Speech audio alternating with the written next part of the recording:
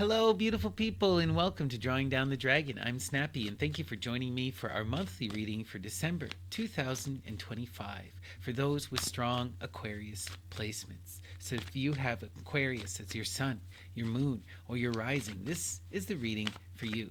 And let us invoke Apollo and the Muses and ask them to shine their light upon Aquarius, to guide them throughout the month of December, and to help them to realize the beauty of their dreams. So, Apollo and the Muses, what is the empowering and inspiring message for Aquarius? Let's take a look. Inspire. Okay, and our center card and defining image is the Queen of Wands. Beautiful, loving energy. Wow. The Queen of Wands is the water of fire. That beautiful, empowered woman. The one who stands in her passionate creativity, who desires to share her inspiring energy with the world, who wants to put her ideas out there. When I think of this energy in the heights of the ideal, I think of beautiful artists like Frida Kahlo, people who can really challenge our concepts of beauty and who can make us see things through their own unique perspective. Really profound, creative, beautiful energy here. But this energy is also divided along the polar extreme, the water and the fire. For every Frida Kahlo, there's also a Helen of Troy, that beautiful feminine who is objectified, whose beauty leads them to becoming someone who is seen as, this jealous force, this energy that must be suppressed and, objectified and broken and taken. Really wild, intense energy here.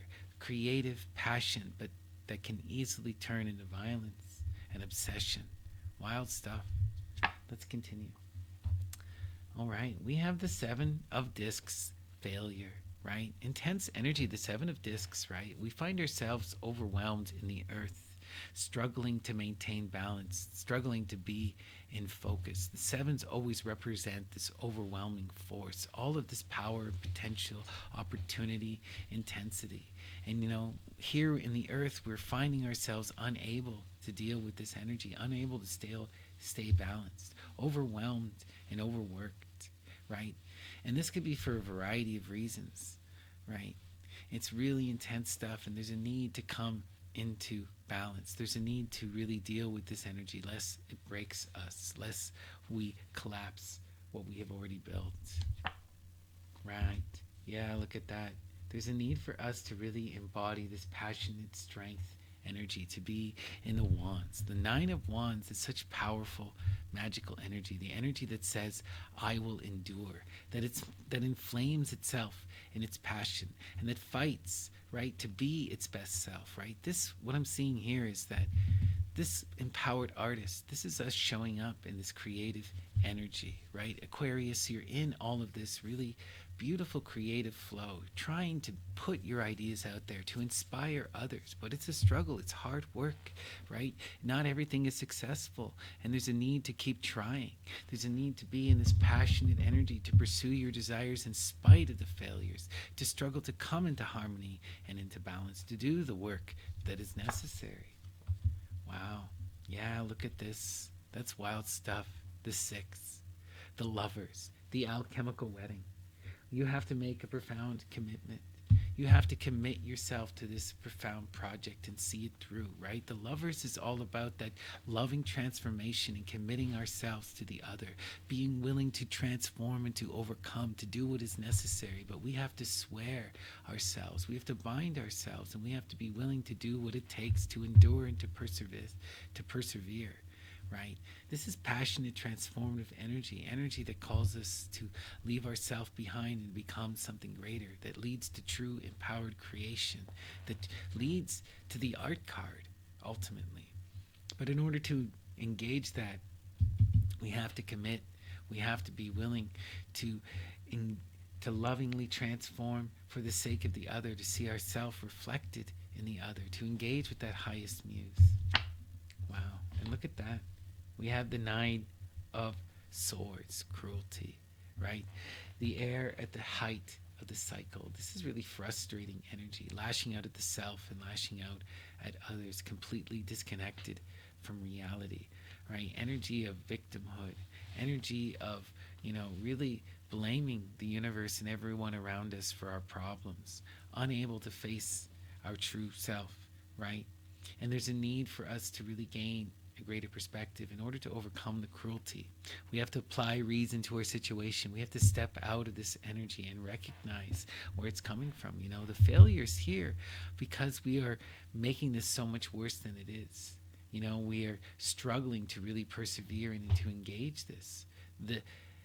There's a need for us to really embrace that lover's path and to let this fear and frustration go. Wow, wow, wow. Let's continue. Yeah, we want to come into loving harmony, right? Not be in this victim energy, not be in this frustrated energy where we were lashing out, where we're seeing everything as negative. We are viewing the universe as becoming problematic. Instead, we want to embrace that truth energy where we're listening to the people around us. We're collaborating with the people around us, sharing our perspectives and understanding. And that's what we're seeing here. There's this need to transition, to break out of this victim energy, this frustrated energy, this energy that's, you know, can't handle the failure, and instead coming into this collaborative energy, this energy that gains us new perspective, that can empower us in that endurance and that has the strength to overcome this failure, rather than to lash out in cruelty and to manifest more failure. Yeah, and look at that. The elemental water, right? The hangman, the 12. Wild stuff to see at the top of our square, right? This is all about us learning to trust our intuition, to recognize that we're not in harmony and that we need to face our fears, to make a profound sacrifice and to change, right? We have to gain that new perspective and we have to change. The way things are going here, it's not working, right? We're going to have to shed that ego and flame ourselves and our passions and come into truth. We're moving from this side to this side. And we have to use that watery energy to do so. We gain that new perspective. We face our fears. We go into the depths of the self. And then we empower ourselves in action. We discipline ourselves. We break out of those bad habits that were holding us back, that were manifesting all of this frustrated energy. And we come into these new habits that bring us into clearer perspective and understanding, collaboration and endurance, strength and will, the power to really be in our being. You know, we recognize that loving energy that connects us to that highest muse, and we do it for her. Wow. And look at that. We have the Six of Cups. Pleasure, loving reciprocity, mutual consensual fulfillment, right? Beautiful energy here. The water in its most balanced, right? And when we can be in this listening energy, breaking out of that cruelty, not only are we going to achieve that collaborative energy in the air where we gain profound wisdom, we're expanding our perspective, but we come into loving reciprocal flow, right? No longer are we fighting and caught up in this negativity and this victimhood, but we are in loving, passionate connection, right? The waters are now coming into perfected flow, right? Wow, wow, wow, that's so passionate and beautiful. And look at that, the Knight of Cups, and that's how, wow, we're seeing this beautiful loving connection, right? Walking the lover's path, but they need to come back into true harmony with themselves. You know, it's not that the issue has never been one of the waters for this couple, right? Well, it is and it isn't. You know, the reason why they're out of flow and they're not in harmony is because of this struggle to be in balance in the earth, and because of their own energy of victimhood. You know, they're looking at their situation of this 7, this overwhelming stress, this frustration, and this inability to achieve success, right? And they're just becoming frustrated by it. They're overwhelmed by it, you know, but ultimately, if they can face these energies, right, if they can have the strength to endure, recognize their love, recognize their collaboration, they can overcome them, they can come into this loving reciprocal flow. They can make the sacrifices that are needed to really embrace that love and flow. Oh, this is such a beautiful, beautiful reading. This is such a beautiful reading. You know, ultimately what we're seeing is this is a profound couple, right? This is a profound couple that's coming together, Aquarius, right? We're coming into connection with this Knight. And Aquarius, you need to really come into that flow. Recognize that we are overwhelmed by work and by our imaginations, you know. We're all caught up in this kind of victim energy, and we're overwhelmed with the hard work, and that's been disconnecting them. But if they can understand those issues, if they can recognize their fears, discipline themselves, and gain that passionate strength, they can come back into loving flow. They can recognize that this is part and parcel of the lover's path, right? The path that they're walking. Recognize they're committed. You know, we got to break out of this fear before it destroys us, before it collapses our tower. We have to have that passionate love, that truthful, collaborative, communicative energy, that willingness to change and to come into flow. Wow. Powerful stuff.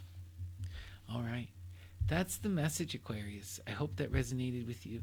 Peace and love. And have a beautiful December. Take care.